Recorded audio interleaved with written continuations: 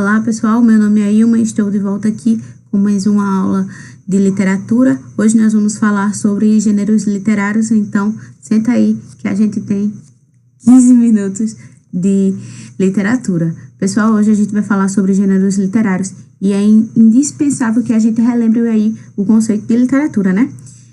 Pessoal, a literatura, assim como as outras artes, a pintura, a arquitetura, ela tem a sua própria linguagem, certo? A literatura, ela se expressa principalmente através de textos verbais, textos não verbais também. Pessoal, como a literatura, ela é de difícil conceituação, Aristóteles estava lá pensando em sua arte poética e decidiu que ia distinguir os tipos de gêneros dos textos, que ele ia classificar de acordo com a semântica, com a rima, com a métrica, diversos aspectos. E aí ele chegou à conclusão de que, pessoal, nós teríamos 3 gêneros literários: o gênero lírico, o gênero narrativo e o gênero dramático. Vamos com calma para que a gente consiga entender todos eles, certo? Então, pessoal, no gênero lírico, a gente vai ter apenas textos em poemas. Vamos lá relembrar o que são poemas. Pessoal, os poemas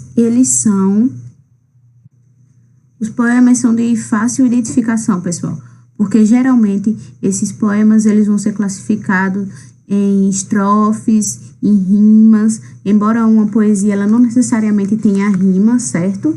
Nós também temos como a caracterização da poesia, que ela é diferentemente da prosa. Enquanto a prosa, ela segue um parágrafo e um enunciado completo, uma frase, uma oração, um período, o poema não, certo? Então, ela não necessariamente ela vai seguir um parágrafo inteiro, certo, pessoal?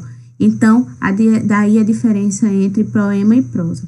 Já no gênero narrativo, a gente vai ter textos exclusivamente escritos em prosa.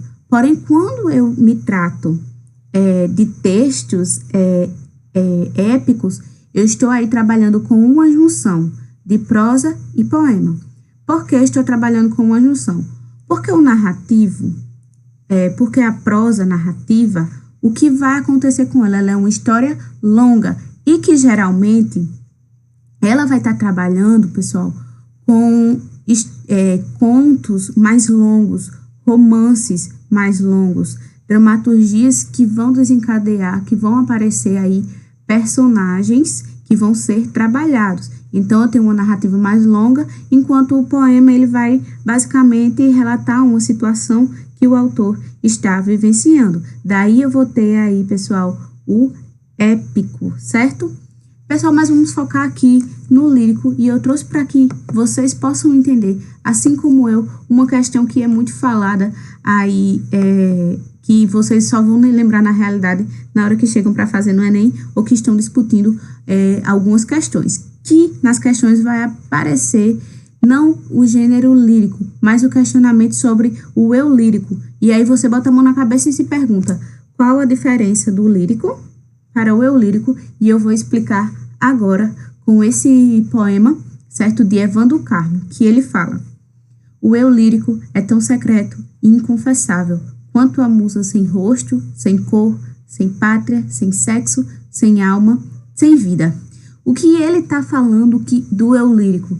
Ele está dizendo que o eu lírico, pessoal, é o sentimento, é aquilo que o autor, que vamos chamar o autor, nesse caso de lírico, coloca no sentimento. E o sentimento, pessoal, a gente vai chamar de eu lírico. Ou seja, o eu lírico é o sentimento que o autor coloca sobre o poema.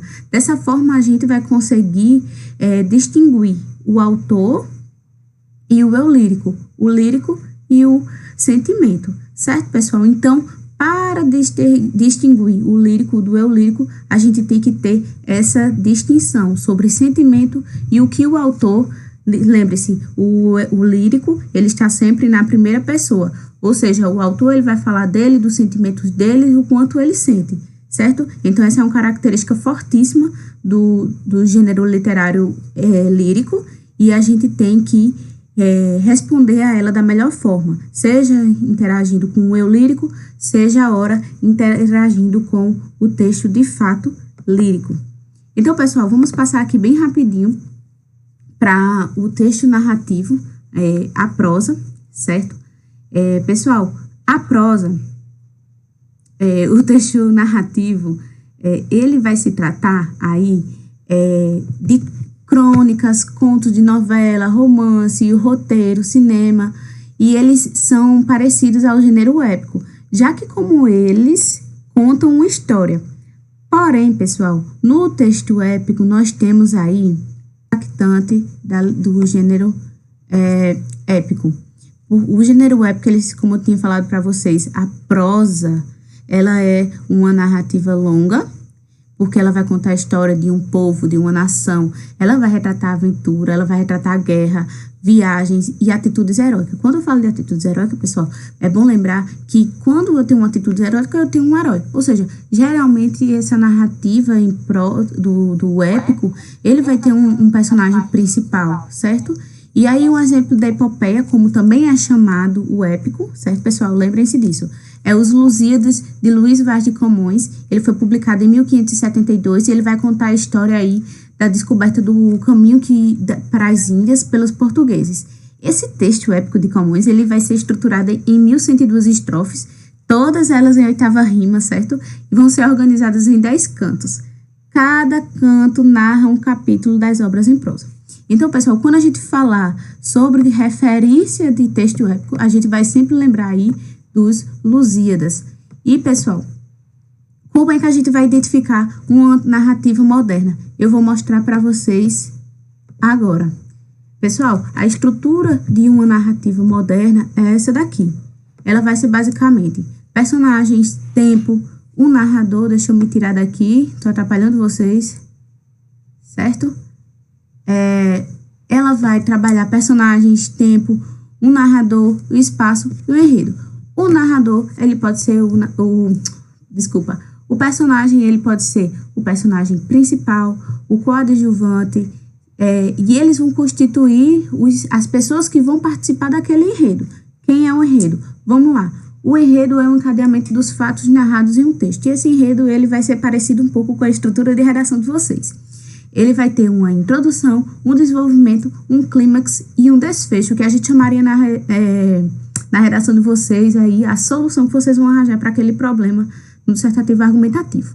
Mas vamos lá. A introdução, assim como na redação de vocês, ela vai ser o começo da história. É ela que vai começar a apresentação dos personagens, a apresentação do tempo, vai mostrar quem é o narrador, o espaço, e aí e o desenvolvimento é a parte em que se desenvolve o conflito. Ou seja, é aquela parte que vai mostrar a problemática daquela história, daquele enredo. O que é que os personagens vão passar durante aquela trama. E aí vem o clímax. É o ponto de maior tensão. Ou seja, é aquele momento da novela que todo mundo senta no sofá de casa para assistir. E aí a gente tem um desfecho, que é como todo mundo termina, mostra quem realmente são os vilões, o que aconteceu com o mocinho, certo? E todo esse enredo, ele se passa em um espaço. Pessoal, o espaço, não é a lua não, tá? É o local, é o ambiente que aquele conteúdo vai se dar.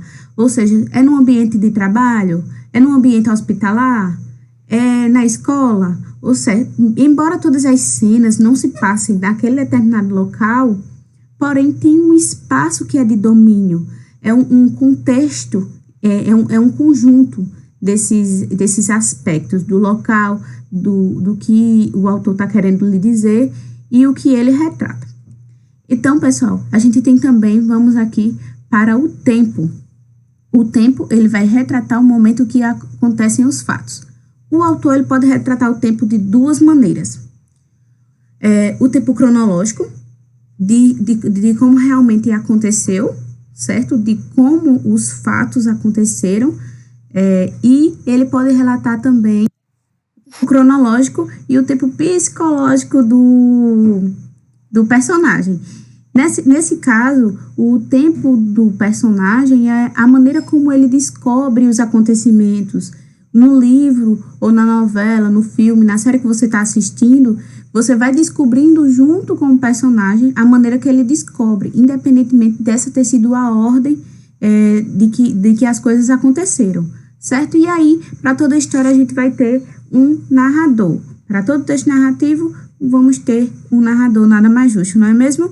Então, esse narrador, ele vai ser o mediador, ele vai narrar a história. E aí, nós temos o narrador personagem. O narrador personagem, ele sempre vai narrar em primeira pessoa. Todo mundo conhece, todo mundo odeia o Chris. Então, Chris Rock, ele vai narrar os acontecimentos da sua vida. E aí, ele vai acompanhando a história, vai dizendo o que ele ia fazendo e acompanhando como ele personagem. E aí, a gente vai ter o narrador observador, que ele vai relatar alguns fatos, certo? Ele vai mediando realmente a história, ele vai dizendo o que vai acontecendo. Geralmente a gente vai encontrar esse tipo de narrador em contos escritos, a gente não encontra geralmente em filme, série. E aí a gente vai ter também o narrador onisciente, que a gente encontra geralmente também em contos escritos, certo? Em roteiros, que aí ele vai observar, sabe, e vai revelar tudo o que está acontecendo naquele enredo. E aí, pessoal, a gente vai passar agora para o gênero dramático. Então, pessoal, diferentemente do gênero épico, que vai ilustrar grandes conquistas humanas, que vai expressar os desejos e anseios do homem, o seu mundo, o drama humano, um canto heróico, os textos desses gêneros, eles são para ser ensinados. Ou seja, ele é representado em um palco por atores que fazem o papel dos personagens. Não é tanto que o gênero dramático ele foi desenvolvido na Grécia, quando os gregos eles sentiram a necessidade de reproduzir os contos dos deuses daquela época. Então, a gente tem como insistência desse gênero a dramaturgia, ou seja, aquele roteiro de cinema. Ele é mais específico para essa característica aí de ensinação. Em vez de ele ser contado por um narrador, ele tem que ser representado por atores. E ele tem como tema os conflitos individuais humanos, ou seja, aquelas questões não resolvidas que os autores desejam ensinar. E aí, pessoal, a gente vai ter como um gênero textual, para que a gente não se confunda, ele vai abranger qualquer texto que tenha capacidade de comunicar algo. Enquanto o gênero literário, ele vai desrespeitar apenas as produções literárias. No gênero lírico, nós temos a elegia, o epitalâmio, o idílio ou ecloga, o ode e a sátira. Já no gênero dramático, a gente vai ter o alto, comédia, a farsa, a ópera e a tragédia. No gênero épico narrativo, a gente vai ter aí o conto, crônica, fábula, novela e romance. Esse é um esqueminha aí para vocês não esquecerem. Gêneros literários, e vou deixar com vocês 3 grandes autores paraibanos. Na primeira imagem, nós temos aqui Augusto dos Anjos, que tem apenas uma obra que se chama Eu e Outras Poesias. Ele vai representar aqui para a gente o gênero literário lírico.